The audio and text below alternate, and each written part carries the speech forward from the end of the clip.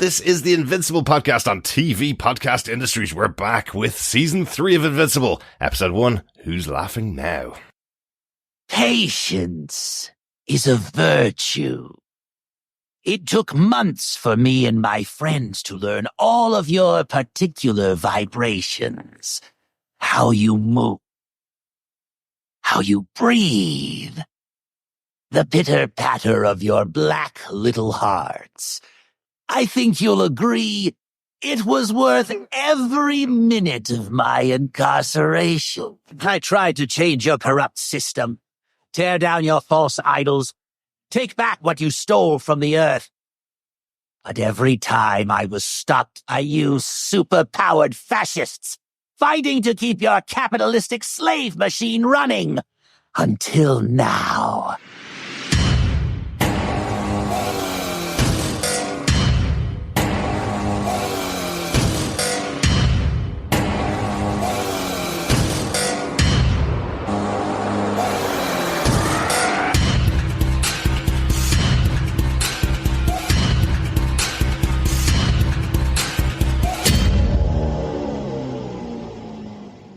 Welcome back, fellow Guardians, to the Invincible podcast on TV Podcast Industries. We're back with Season 3 and the 3-episode premiere. This time we're going to be talking about the first episode, Who's Laughing Now?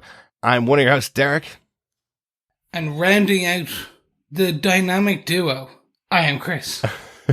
Do you round out when there's just two of us, Chris? I can't remember. Yeah. Yeah? So, hey, I could be missing a leg, and that is ableist. Okay. Because you would round up to 2, but technically I'm like 1 and 7 fifths. Okay, that might work. Yeah, exactly.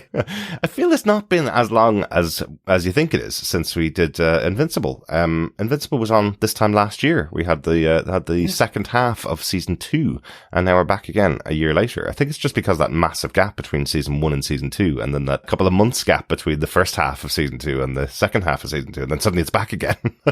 I think that's why, and I think then obviously we get they've been better at. They've been better at the marketing, i.e. just going, hey, we know we messed up. Yeah. We know you want more Invincible. We're going to give you more Invincible, and here it is. And then guess what? It's not going to even be that long. You're going to get it all in one. Exactly. There's no gap. We listen to you. Yeah, I'm putting 3 episodes out in day 1. I always forget. I think we mention this every time we come back to Invincible. I always forget how long these episodes are. On a regular cable network, it'll be a full hour-long show. So I always forget that sitting down in front of these episodes. Gets me every time. Yeah. I was watching episode 2, and I was like, wait. Okay, hold on. No, I can't go to... I'm going to have to pause this. I cannot go to the bathroom during, it's almost over. I was Exactly. I was about 23, 24, and I was like, it's fine. It's going to be over in a second. Yeah. And I'd be like... And then I was like, nope. But no, I'm only halfway through. Exactly. And when you're watching 3 episodes in a row, it's almost a full-length movie, It's it's getting up to that stage. But it is great to be back in the world of Invincible from the wonderful comic books by Robert Kirkman. Always enjoyed this world. And I think last season had a kind of a big capper on it where Mark murdered a supervillain, Angstrom Levy, last year. So the implications of what that means for Mark, I guess, are going to come out over the course of this season. Yeah, this is actually one of my favorite arcs, if you will, from the comic books. And it is, there was so many jokes, because you may have seen it in the trailers. There is a costume change. There is. And they call it out in the title cards, which I was so happy about. Yeah. And this was like the dark edge, the dark, when all comics went gritty and raw, and this was their kind of prod at it, but being Invincible, being the comic book that somewhat makes fun of other kind of comic books and the characters and the arcs they go through, but at the same point then actually giving you what you would classify as good narrative, good writing, good storyline, and good emotional kind of character depth. This one is the one where you start to empathize even more so with Invincible, with Mark, with going, oh yeah, he has a set of principles, but now he's starting to break those principles. What does that do to a superhero psyche? Exactly. And some of the fun parts of this, I say fun, that's quite twisted. Some of the interesting moments from this season, from this arc, really come from that, which is, what does it mean to be a good person? What does it mean to be a good guy? And I mean guy as in a good superhero versus a good villain. Yeah. Is there grey area? Yeah. And I think that's where they really get into. Absolutely. It's interesting. Like I would say, you know, when Robert Kirkman came up with the concept of Invincible, it felt like it was kind of, as they used to say, back of a cigarette packet. It was kind of like, yeah, let's do a play on what it would really be like to be a superhero on Earth. Haha, that'd be really funny. And he came up with the concept of some of the character names at that time. And then it grew into what actually landed on the page, which is actually quite a complex story about the relationships between all of these characters. It's not what it looks like. And, you know, you'd almost see the character designs and think it's going to be a very funny comedy show.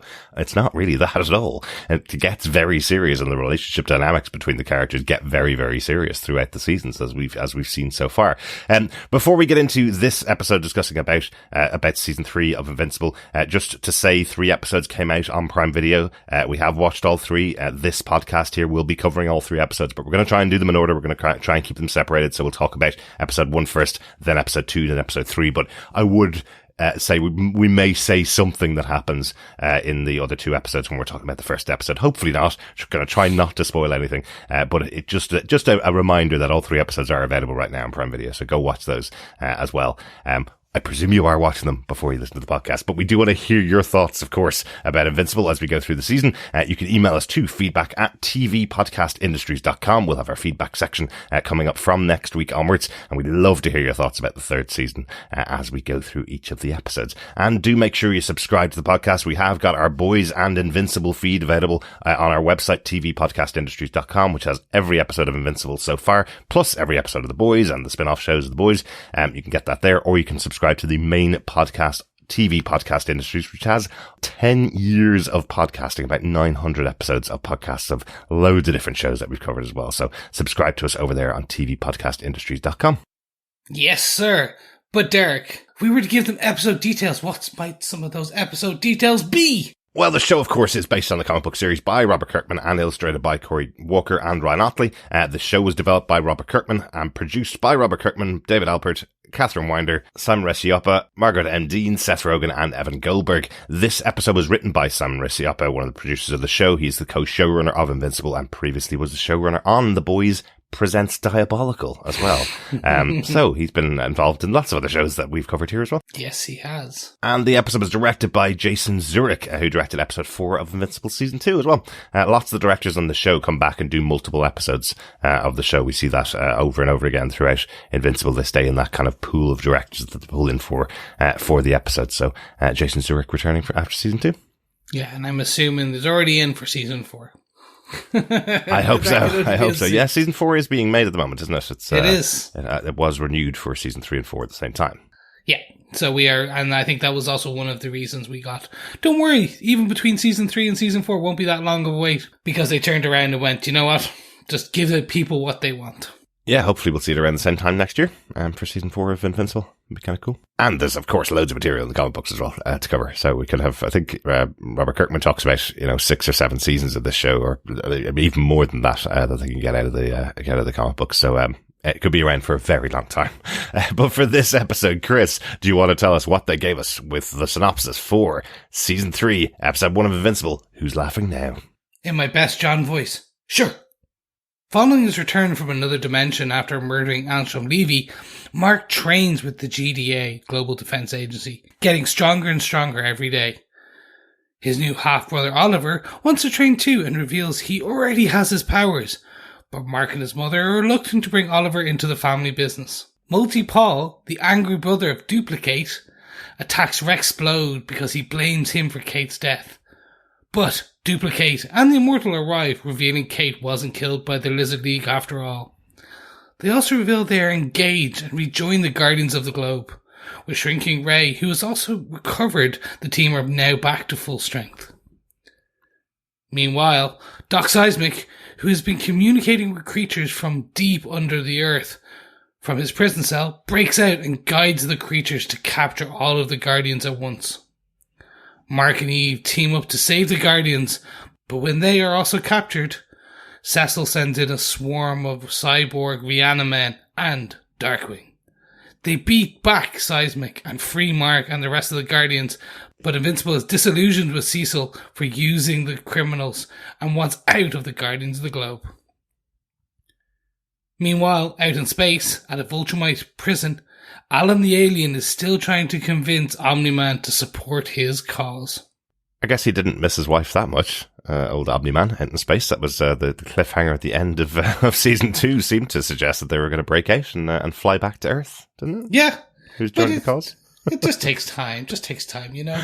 Yeah, we should have just put a reminder straight up front that there's always a post-credit scene that's really integral to the plot of Invincible. The post-credit scenes are not just throwaway things. They're quite they're specific scenes. things They're just scenes that are necessary for the story of what's happening. But this one did feel a bit odd. It just felt like, well, maybe they're just reminding us, as they would do the first episode of a new season, reminding us that Omni-Man is still out there, Alan the Alien's still out there. But I just kind of felt that because last season ended with "I miss my wife," I thought that we were going to see them fight their way out of the Viltrumite prison at some point. I think saying something once is just saying it. Saying it multiple times is commitment. Well, talking about multiples, like that takes us straight into our main point. We talk about our main points for the episodes as we discuss on the podcast. Our first point is about multiplicity. We are going to talk about our multiple characters because we see two major characters here, Multi-Paul and Dupli-Kate. Duplicating and multiplying themselves in this episode. We've seen Multi-Paul before. He's been in the background in prison, back in the GDA, but we haven't really seen him take shape in the series. Here he's being voiced by Simu Liu, who played the wonderful Shang-Chi in the Marvel Cinematic Universe, and he arrives because he blames Rex for his sister's death last season, setting up one of the big reveals from the end of last season that actually Dupli-Kate is not dead. She saved a copy of herself so that she wouldn't die. I'm just going to pause and say, as soon as you said multiplicity, I think half of our listeners suddenly flash back to the 1996 Michael Keaton comedy classic. Oh my God, Gem. 96? Yes, it was. Wow. It was. Adam McDowell and Michael Keaton, where he clones himself. Do you know, we are really going off on a tangent about multiplicity, but the reason why, I should have guessed that was 1996 because I lived very close to a 99-cent cinema in the US at the time, and I saw that movie 3 times in a week and hated it every single time. I thought it was terrible, but so many people wanted to go and see it, and it was only $1 to go to the cinema that I just went along with them for the popcorn and the drinks. That was it. Well, see, this is what happens when you do something terrible, like going to multiplicity multiple times for $1, or try to steal the Declarations of Independence while also getting your ass whooped by Rexplode and or Mark. Those are just terrible things to do. And you should give up straight away. But you didn't. You didn't learn the first time. You went multiple times. Yeah, well, let's talk about that. Yes. So I couldn't work out a way to put this into the synopsis at all. There are 2 new characters introduced in this scene. Very difficult to catch their names as well, but they are Fightmaster and Dropkick, who are the first mission, I guess, for the season, where Mark's been training, working with the GDA again. Rexplode is back. He's got his new hand. He's back with the GDA and wants to be on a mission. There's a great funny moment when Cecil's kind of going, Mark, do you fancy going to do this? And Rex going, I'm right here. You can use me. I am also a hero. I am also a member of the team. But he's just kind of sent as sidekick with Mark to stop these 2 guys, Fightmaster and Dropkick, from stealing the Declaration of Independence. I think there's a movie that has that as the premise, isn't there? National Treasure. Again, a fabulous, award-winning film. I'm always surprised how many times we've talked about this movie on the podcast, and how many times I've said I hated it, and yourself and John, our other hosts, both love it. I love it. Did you watch the TV show that was the spin-off from it, Chris? I watched half of it. Nobody watched it. I watched half of it. I watched half of it and then went, oh, this is bad. Even terrible. By my standards, this is bad. But we have got Fightmaster and Dropkick, played by Jola Muradueno from Cobra Kai and from Blue Beetle. Really interesting to have such a high-profile actor playing the role of these 2 characters, which, again, we don't get any backstory of them at all. We know that they're time travelers because of the conversation that they have, and we know they feel they're trying to save the universe. That's kind of about all we know. But they don't have any conversation with Mark and Rex to tell them this. They just get into a fight with them, try and get out of there. They actually do get out of there with the Declaration of Independence, which is why I want to hit it and make sure that we talk about it. Because well known within Invincible is a scene like this with a character that's hardly named, and then by the end of the season, they are the central big bad, or they're the central character or central storyline for the season. So what did you think of Fight Master and Dropkick, Chris? I love this. Again, you hit the nail on the head, right? So Invincible never did have yet to do in the show, and never did in my opinion in the comic books, like you say, just introduce a character willy-nilly. Mm-hmm. Villains from season 1 will always come back unless they are killed. And even when they're killed, they still might come back. Absolutely. Like, that is the comic book way. Yeah. And I think the fun part is they're using a well-known actor, and someone who, as you said, he was in Blue Beetle and probably now more well-known for Cobra Kai. Absolutely, yeah. And Blue Beetle will probably never be a thing again because of the TC. Yeah. But it was fun to have him. And it was such a good film, but anyway. It was. But going into it, it sets up the next more important part, which it does open this for Simu Liu to come in back as Multipole. And that really then is a pivotal bit that I found interesting, because if you watch, right, we've seen Mark do his montage, because every good show needs a montage. Absolutely. And we start to see that strength increase 75%, and all of these kind of increasing interesting numbers. When Multipole really gets in his way, and he's like, I just don't have time for this. You really start to see again, like, that Viltrumite strength, and why this is not your average kid's cartoon. He literally rips one of them in twain. And I don't mean in two.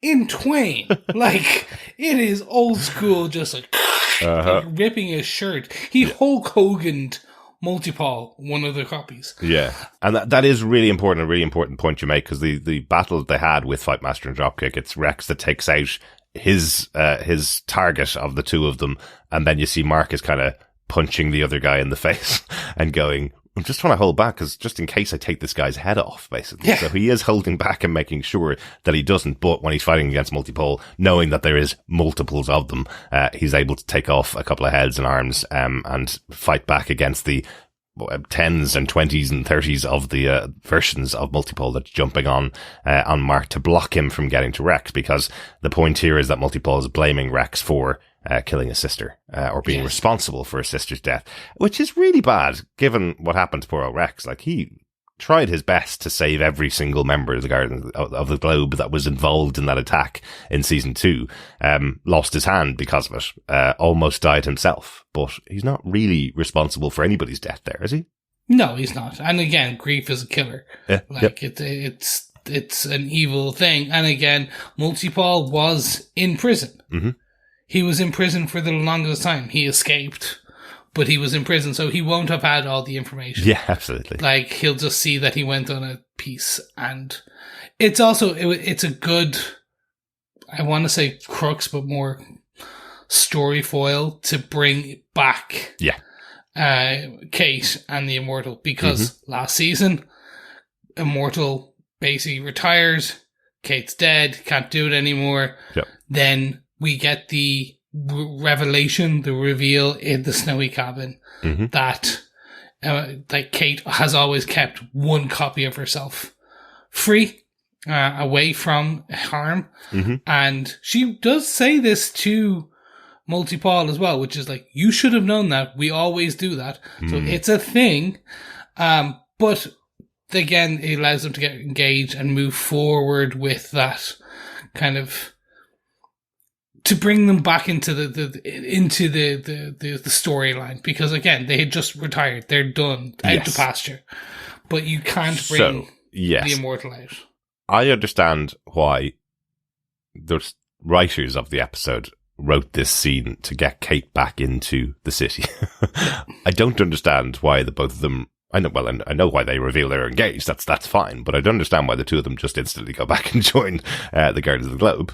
Like, I thought that Immortal had retired and that Duplicate and himself were going to go and live a happy life, but they instantly go, no, we're back. Now we're going to join that group where we kind of die every week. And Duplicate's actual version, the actual Duplicate, is there. So I hope she's left another double back. But that's so they don't actually say that, and that's the one where I'm like, wait, are you Prime? Are you Kate Prime? Yeah, because like all it takes is another rogue Lizard League, and you're. I feel like there's a weird thing about them, isn't there? Because there isn't a Kate Prime. Kate Prime is probably dead long ago, but she does leave a duplicate of herself, and that duplicate has all the memory and all the information and knows about all the deaths of all the duplicates that have died before. So I presume she has left one behind, because that's the thing that she does to ground, that there will always be, that she will live on, I suppose.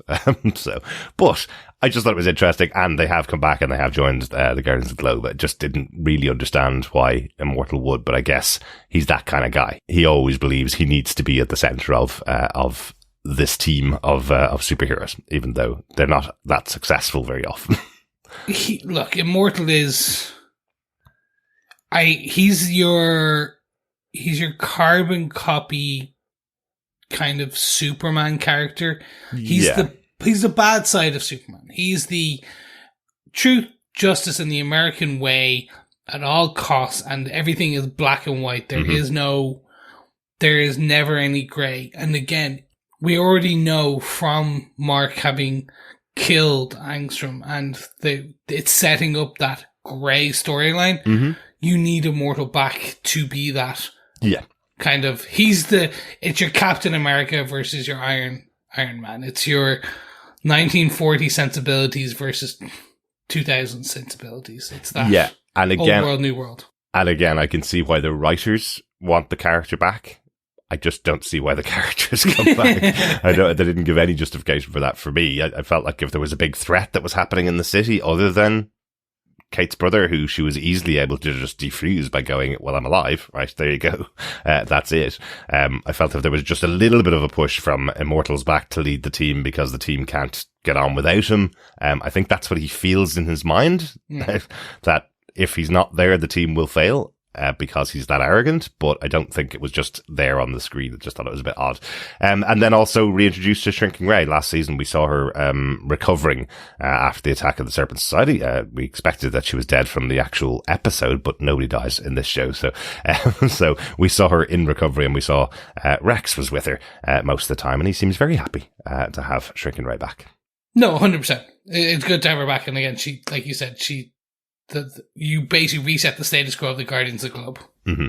Bish Bash Bosh, episode 1. Yeah. First third, we're kind of set.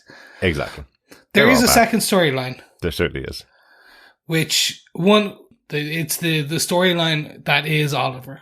And I want to kind of move on to the next kind of main point of the storyline, because for me, Oliver has always been this interesting thing. Because again, he is the purple stepson, half-brother, like all these interesting bits, because he's not even human. Yeah. So you have a boy that is aging rapidly. Mm-hmm. He's half bug, half Viltrumite. He is, in all ways an alien, but is set up and growing faster and smarter, as a 12-year-old, 13-year-old almost. Yeah. Although he's at this point, probably about a year, 2-3 years old. Yeah. Yeah. He's only a baby. But he's been growing faster and faster, because of his origin, of course. Can't believe you didn't read my title for this point, Chris. Puppy Power. Oh, God. Yeah. Sorry. He's the Scrappy-Doo of the show, it seems.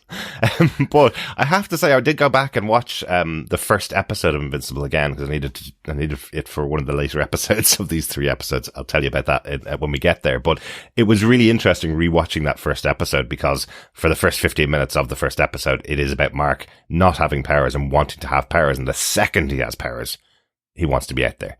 And he's being Omni-Man is pushing him back in his box and telling him, no, hang on a second, you need to learn how to use these powers, basically. But it's exactly what happens with Oliver in this episode. The second Oliver has powers, he wants to be out training. He wants to be out there with Mark. He instantly wants to do it. He tricks Mark. He tells Mark he wants to be trained by him, and Mark says, wait until you get your powers. I didn't get mine till I was 17 years old. And then he just rises from the ground, showing that actually he's had powers this whole time. So a little bit of a trick from Oliver. I think that's what he was expecting, that Mark would tell him to wait until he got powers. But I thought that was a nice little gag that he did. But I guess his nanny is the one that's telling everybody that he is actually, growing faster than expected and getting much smarter, than she would expect him to be at this age. Yeah. And it's going to be interesting because, again, when you're introducing a host of power, to something that doesn't have much responsibility. Well, absolutely. Yeah. It gets interesting. Yeah. Absolutely. It was where I always thought an interesting kind of dark Superboy storyline could go. Yeah. It's like if you give this power to a kid, there is that, I'm going off tangent here, of course. There is that James Gunn, film where it is an evil Superman story, Brightburn. That's right. And that was always the interesting one, which is you basically give a child Superman's powers. What if that child wasn't a comic book kind of storyline and in real life happened? What would happen? You end up with a psychopath who can rip arms off. Yeah.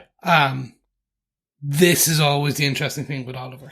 Yeah, exactly. And I suppose what adds to it is that we have seen Mark wanting to be powered for those 17 years leading up to when he eventually does get his powers. So this also tells the story of what would happen if Mark had gotten the powers when he wanted to get them at 5 or 6 years old. You know, we saw him running around the house dressing up in as Tape Man, I think wasn't it? So he's always known that he would eventually become a superhero. Eventually got it at 17 and is now navigating through that now. He's starting to know his powers really well, but now we have a young kid, Oliver, his little brother, getting the powers much earlier than he should be getting them. So at the moment, he's only been on Earth a couple of months. I think they say it's about 90 days since the end of the last season. Yeah. So Oliver's only been on Earth about a year, I'd say, at this stage. So he's still probably getting used to some nuances about Earth, and now he's got superpowers to deal with as well. That's going to be interesting. Yeah. No, 100%. We should also welcome the new voice actor who's playing Oliver, Christopher Convery, who you may recognise from Sweet Tooth and Cocaine Bear. A great little actor. He's a really good actor. If you haven't seen either of those two, watch them. He's really, really cool. So it's great to have Oliver voiced by him. Yeah, I strongly suggest Cocaine Bear. It's such a good show. Did you know that was made in Ireland as well, Chris? No. That was made in Wicklow. Really? Yeah. They used some establishing shots for the wilderness in Chicago, and then all the rest of it's filmed in Wicklow, which I think is hilarious. It makes it look absolutely gorgeous and makes it look like North America, but it's all filmed in one little patch of trees in Wicklow. Did they actually get a real bear and loads of cocaine? That would explain so much. Well, the filming rights in Ireland are very different than any other country. I think just all of our bears that we have here are on cocaine. Are just on cocaine. Yeah. We don't have any bears in Ireland, just a reminder. But there you go. Go see that. Sweet Tooth, another comic book based live action TV show, is really good though. Go watch that. That's all 3 seasons of that are on Netflix at the moment. So go check that out. Right, let's get on to our final and major big point for the episode. Call this one Seismic Shift because it is a big shocker. Lots of tectonic events going on all over North America. We see Donald and Donald investigating it and trying to give reports to Cecil throughout the episode. But it's kind of going, well, the only theory that I have is that it's Doc Seismic that's doing it, but he's in prison right there. Going, oh, that's not good, is it, Donald? No. You know, if there's if there's a simple answer, it's probably going to be the simple answer. What's that? Occam's razor. There you go, Occam's razor. So, Donald probably should have noticed that Doc Seismic has been sitting in the same position for a few months, communicating. So what we do learn, Doc Seismic has been communicating with massive underground kaiju from his prison cell, having these conversations with them. What a great twist on this character. You know, each time he's come back, he's been more difficult to beat. The first time he was a joke of a character. The second time he came back, Mark was a little bit overrun by the magma men that Doc Seismic was controlling. He was overrun by that, and Doc Seismic was destroying a lot of the monuments in North America. And now this time he's basically able to take out all of the Guardians of the Globe. Yeah. And again, it's the fun thing is like Mark, later during the fight, Mark goes, "You're not supposed to be this strong. You're not supposed to," and he says it because again, it is that he's Doc Seismic. He's a bit of a joke. Like he's the mole man analogy, or mole man analog from Fantastic Four. Yeah. He's a man that just kind of chats with some dirt men, magma men, and now kaiju.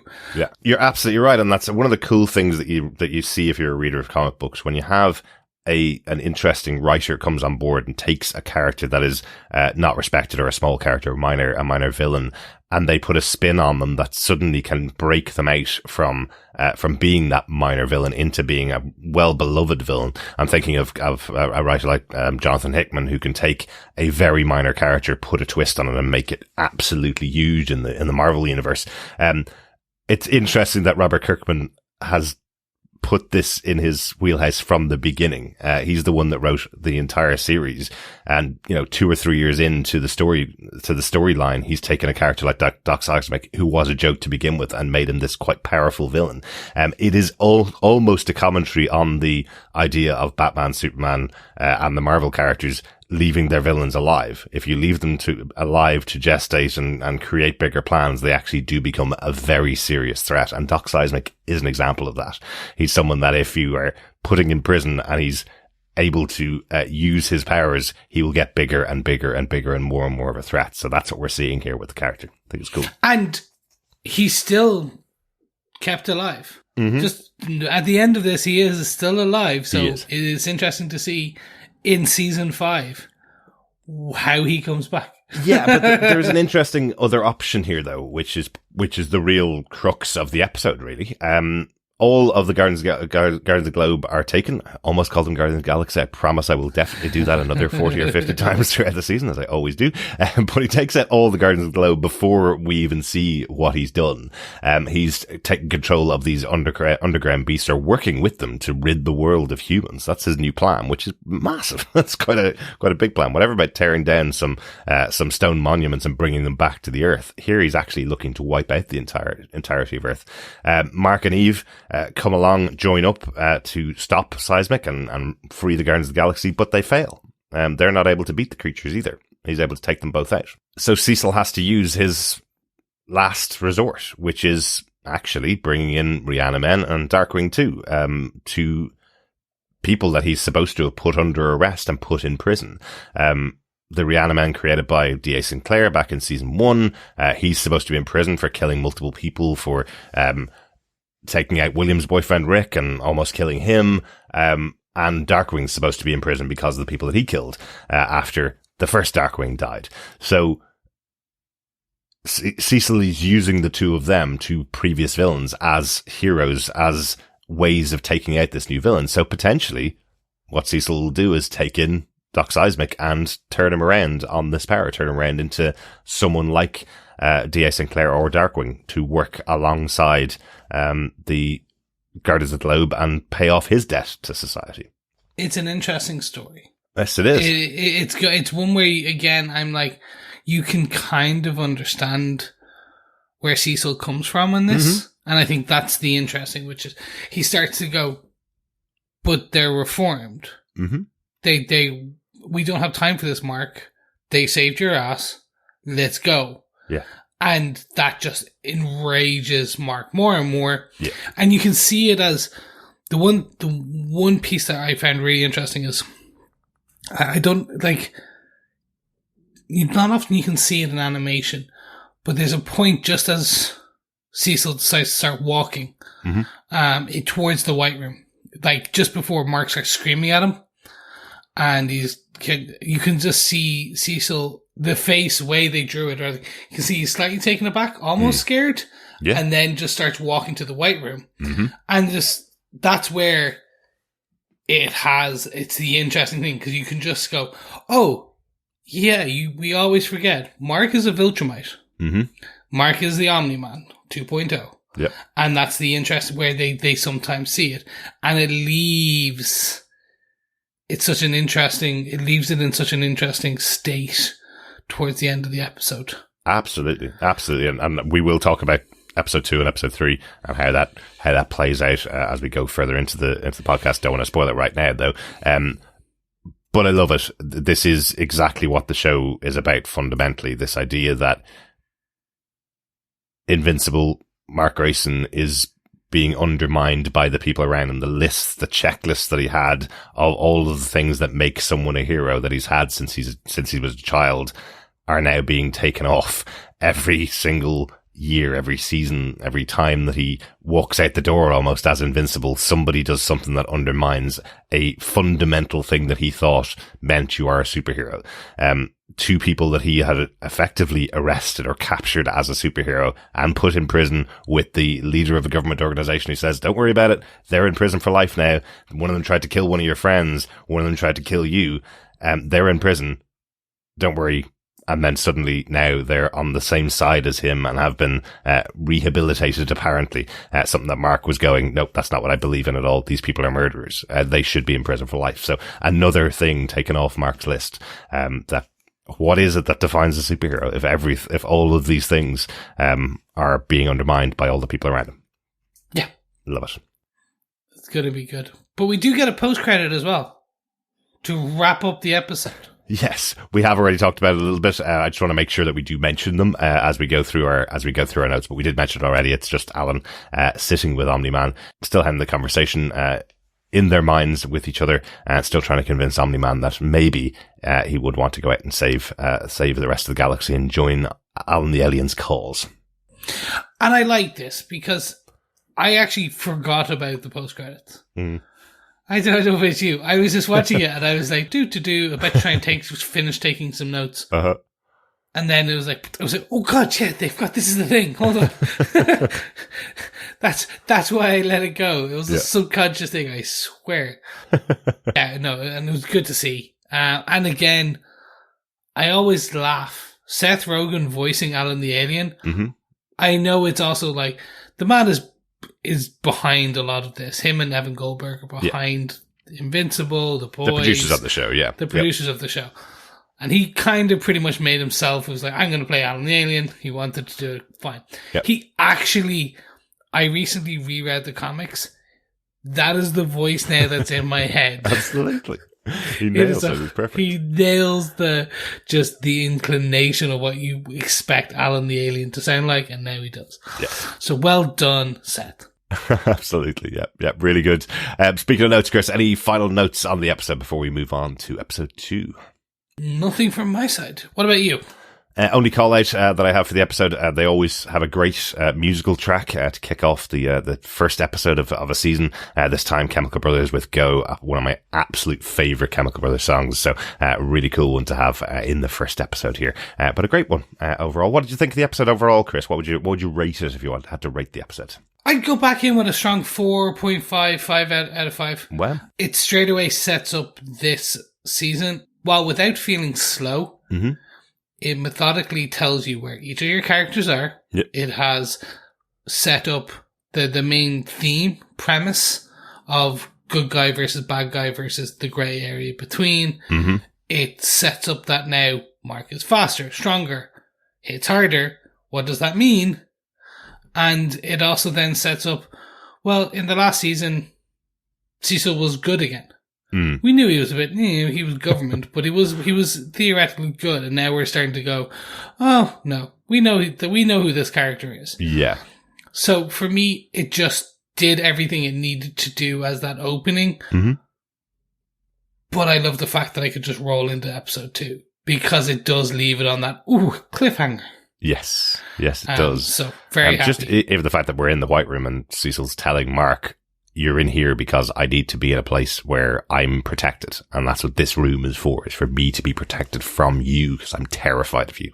That's a great little way to deal with Cecil. What about yourself, Derek? Did you enjoy this? Would you rate it?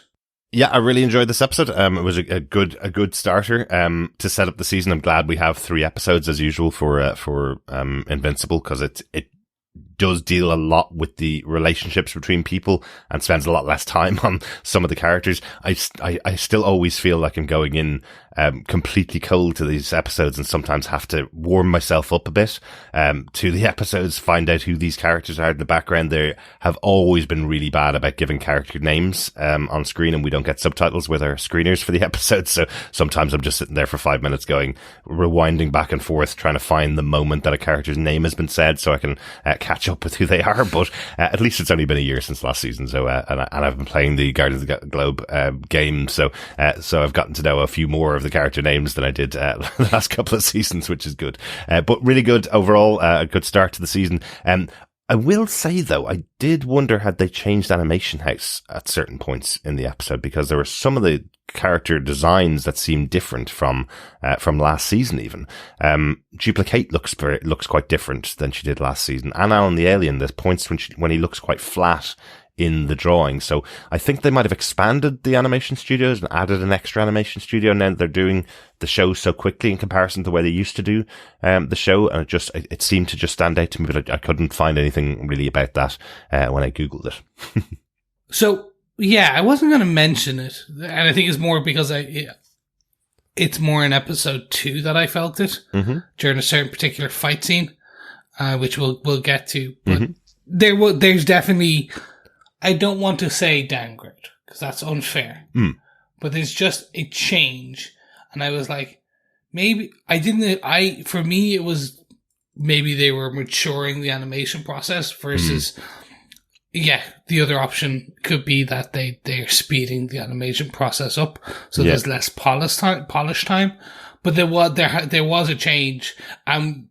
There's a fight scene in episode 2, that really made me go, oh, that looked interesting. Right. And I was like, And again, what it could be is also the screeners we got, but that's not usually the case with the Prime screeners we get. They're usually fine edits and they're perfect. Yeah, we're only a week out from the episodes, and I think those are the final versions, the final locked versions that they've given to us. I know they do have the catch-all, which was the joke from last season, where Mark meets the artist of his favorite comic book, who tells him that sometimes they save some of their artistry for the big moments later on in the comic books, and that was supposed to be a joke about Invincible as well, that sometimes you'll get some downgraded artwork while they're saving it for a massive big fight sequence later on in the season. So maybe it was just that, and I just wasn't used to it, because I watched the finale of season 2 and the first episode of season 1 in the last couple of days, and they looked just a different quality, but those were very big episodes of the show, of course. So maybe that was it. Just wanted to mention it, though. But let's get on and finish up our discussion on episode 1, Chris. Sounds good to me. Let's move on to Invincible, Season 3, Episode 2, A Deal with the Devil. We did record all 3 episodes back to back in one sitting, but we are splitting them into 3 podcasts for release, because then that gives you the ability to listen along in whatever way you want to, whether you want to listen to all the episodes, just the final episode, or just episode 2. You can do that. They're all available on our website at tvpodcastindustries.com, or wherever you're listening to this podcast. You should be able to see episode 2 and episode 3 there in your feed right now. So we'll speak to you there.